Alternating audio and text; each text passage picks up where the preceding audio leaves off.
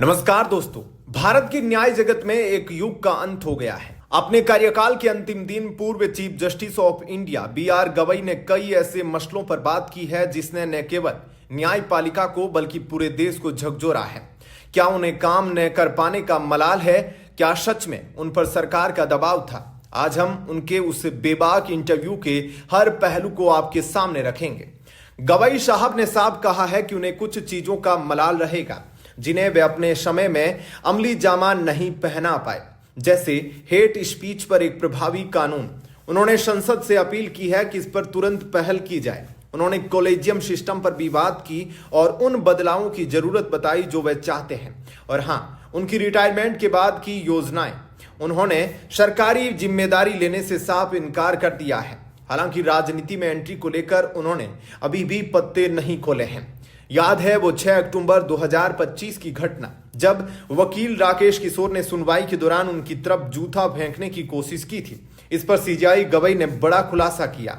वे कहते हैं कि हमले का उन पर कोई असर नहीं पड़ा, लेकिन वे सतर्क हो गए। उन्होंने माना कि इस घटना के बाद वे कोर्ट में की गई अपनी टिप्पणियों को लेकर काफी चौकस रहने लगे, क्योंकि सोशल मीडिया पर उनकी बातों को तोड़ मरोड़ कर पेश किया गया। सबसे बड़ा सवाल, एंटी हिंदू होने का टिक।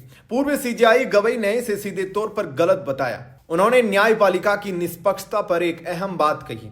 जज सामने मौजूद तथ्यों के आधार पर फैसला करता है, न कि इस आधार पर कि केस में कौन सी पार्टियां शामिल है।